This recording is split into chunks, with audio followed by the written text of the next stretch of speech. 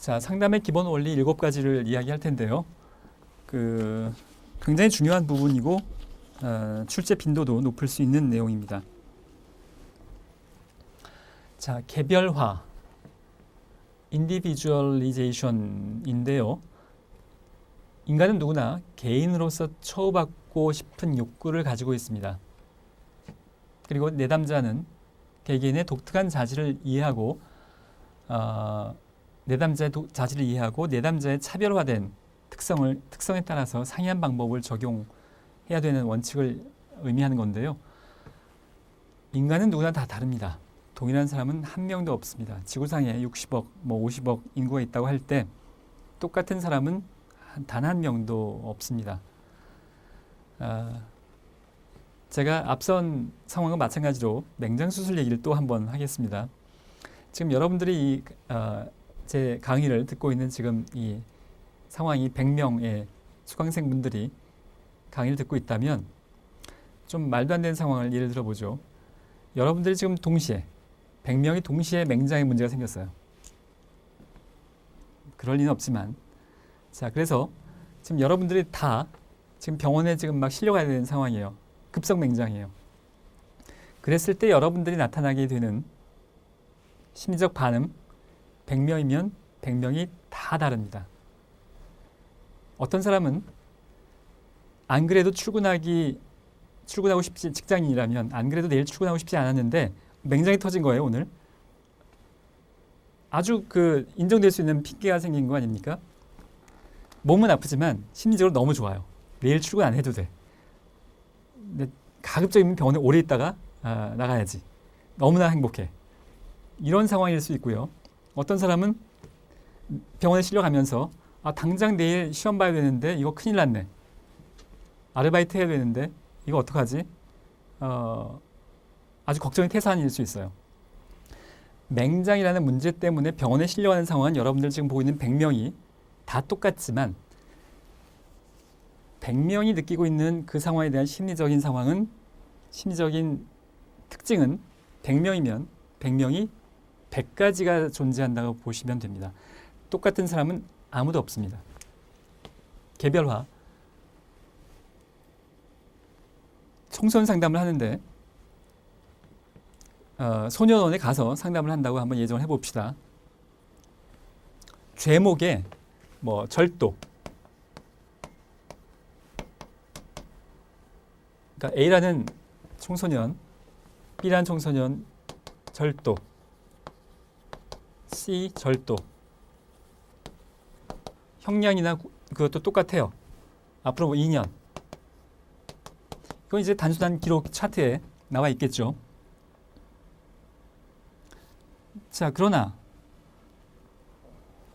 A라는 청소년이 왜 절도를 했는지, 가정 환경이 어떻게 영향을 미쳤는지, 이 청소년의 특징은 어떤지, 심리적인 상황은 어떤지, 현재 지금 생활에 만족을 하고 있는지, 물론 만족한다고 볼 수는 없겠지만 잘 적응하고 있는지, 미래에 대한 준비는 잘하고 있는지.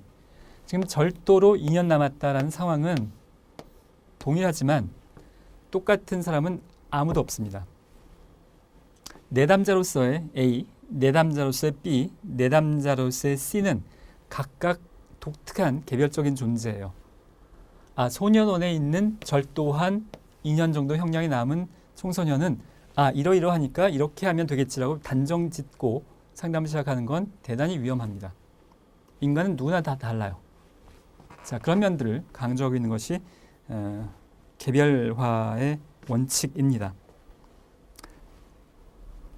자, 우리나라의 사회적인 정서 중에 하나가 개인 사정은 봐주면 안 된다. 이런 게 있죠. 그런 반대되는 겁니다. 우리는 개인 사정을 봐줘야 됩니다. 자, 그렇게 이해를 하시기 바랍니다.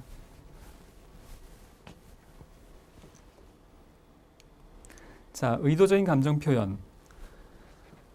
7가지 중에 이것과 다음에 나오는 것이 제일 많이 어려워들 하시는데요.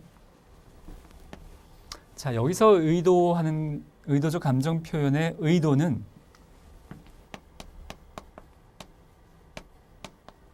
상담자가 의도하는 거고요. 감정 표현의 주체는 내담자가 하는 겁니다. 감정 표현은 내담자가 감정 표현을 하는 거고 그 의도는 내담자가 감정 표현을 하도록 의도하는 건 상담자가 하는 거예요. 다시 말해서 내담자의 감정을 표명하고 싶은 욕구를 말하는 거고요. 내담자가 자신의 긍정적 또는 부정적인 감정을 자유롭게 표명하고자 하는 욕구에 대한 인식인 건데요. 내담자가 자신의 감정을 표현하도록 자, 우리나라 사회에서 특히 그 중장년층의 남성분들 자기의 감정 표현을 잘 못하는 경우가 많죠. 슬플 때도 슬프다고 이야기 잘 안 하고 기쁠 때도 그냥 무덤덤하게 표현하지 않는 경우가 많이 있는데 그러지 말고 내담자가 감정 표현을 잘 할 수 있도록 격려하고 지지하고 의도적으로 노력하는 것이 상담자의 역할이라고 보는 겁니다.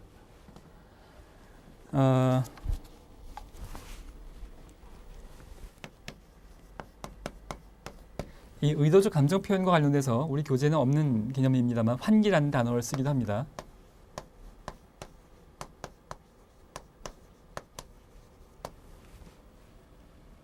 환기라는 단어가 창문을 열어서 공기를 순환시키는 것으로 우리가 일상생활에서 많이 사용을 하고 있죠. 그 개념입니다.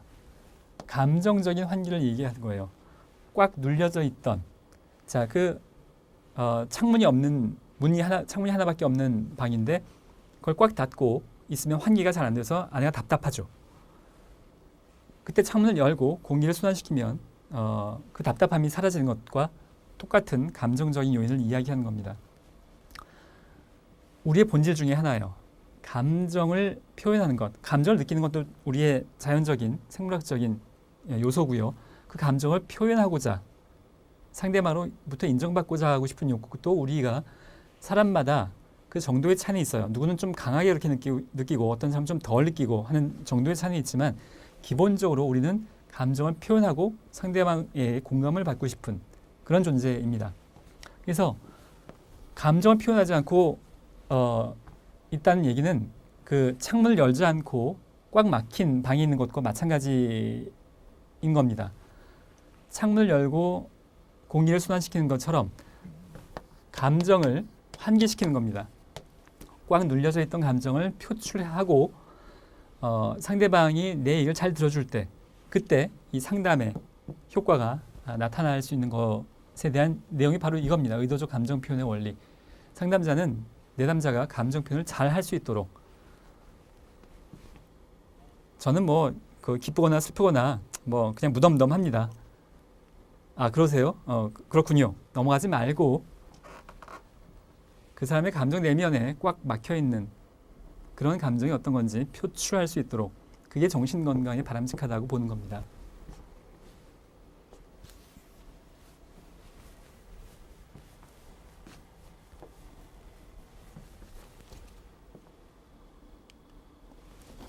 자, 세 번째, 통제된 정서적 관여입니다. 2번과 함께 제일 혼동하시는 개념 중에 하나인데요. 자, 정서적 관여, 영어로는 involvement를 이렇게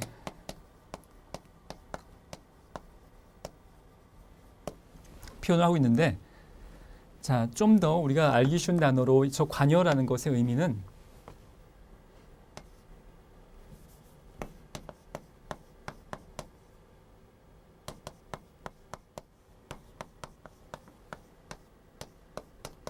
공감과 감정이입을 의미하는 거다라고 물론 아주 세부적으로 들어가면 약간의 그 학문적인 차이가 있을 수 있겠습니다만 공감과 감정이입과 동일한 거다라고 보셔도 지금 우리가 시험을 준비하는 수준에서는 크게 어려움이 없을 것 같은데요. 공감, 다른 사람의 감정을 이해하는 겁니다. 그걸 우리가 감정이입이라고 표현을 하기도 하는데요. 자, 이 감정이입이라는 단어가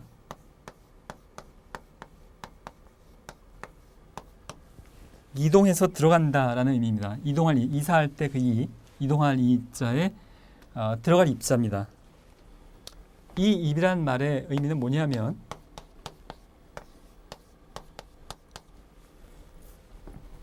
지금 A라는 사람과 B라는 사람이 있는데 B라는 사람이 지금 슬퍼해요. 뭐 어떤 이유 때문에 실현을 당해서 아주 그 상심에 지금 하는 그런 상황입니다. 그럴 때 A가 이렇게 지켜보면서 아, 많이 슬퍼하고 있구나. 이건 공감이 아닙니다. 그냥 관찰이에요. 아, 이 사람이 지금 슬퍼하고 있네. 얘는 공감, 감정이입이 아니란 얘기입니다. 공감, 감정이입은 이 입의 의미는 상대방의 마음에 이동해서 들어가는 거예요. 멀찌감치 여기 서서 아, 지금 저 사람 슬픈 감정을 느끼고 있네가 아니라 여기에 이동해서 이 사람 마음속에 들어가서 이 사람이 느끼고 있는 감정을 같이 느끼는 겁니다. 그런 의미에서의 공감, 감정, 이입이에요. 그리고 그걸 여기서 이야기하는 정서적 관여라고 이야기하는 겁니다. 객관적으로 이 사람의 슬픔의 정도가 어떻다라고 검사 결과를 체크하는 것이 아니라 감정이입, 공감, 정서적으로 관여하는 겁니다. 내담자가 슬퍼할 때 같이 공감하면서 슬퍼할 수 있는 것, 그게 필요하다는 겁니다. 상담의 과정에서. 그래서 이게 기본이에요. 이게 기본. 정서적 관여가 이게 기본이고요. 이건 단서 조항입니다.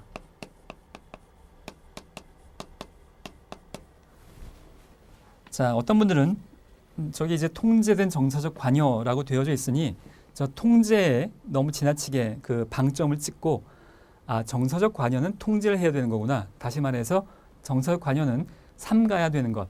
이렇게 이해를 하시는 경우도 가끔 있는데 그렇지 않습니다. 정서적 관여를 한다가 기본입니다. 하긴 하는데 너무 지나치게 하지 말고 통제된 수준 안에서 해야 된다라는 단서 조항의 의미가 통제된이지 여기에 방점을 찍고 이걸 기본으로 생각하시고 이걸 단서 조항으로 생각하시면 안 됩니다. 정서적 관여, 공감, 감정이입 이게 기본이에요. 이건 기본적으로 해야 되는 건데 그걸 너무 지나치게 해서 예를 들어서 내담자가 그 자식을 먼저 보낸 부모가 내담자로 상담을 왔다고 가정을 한번 해보죠. 뭐 얼마나 상심을 하겠습니까? 그랬을 때 그래서 이제 내담자가 막 그 눈물을 보이면서 그 슬픔을 표현하기 시작합니다. 의도적 감정 표현. 이랬을 때 정서적 관여, 그 슬픔을 같이 느끼기는 하는데 상담 시간이 뭐 1시간이었다면 1시간 내내 같이 울면서 같이 슬퍼하고 끝난다면 그건 곤란한 얘기입니다.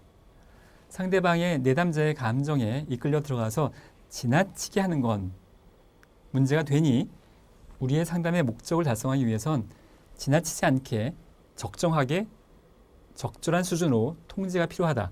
그게 이 통제된의 의미예요. 자, 문제에 대해 공감을 얻고 싶은 욕구를 말하는 거고요. 내담자의 면접은 주로 정서적인 면과 연관되므로 상담자 또는 내담자의 감정의 호응을 위해서 정서적으로 관여합니다. 이거 얘기하는 겁니다. 공감과 감정이입. 자, 완전한 관여가 아닌 통제된 관여로서 임해야 하며 자, 이겁니다. 이 통제된의 의미가 상담자의 전문적인 판단에 따라서 방향이 설정되어야 합니다.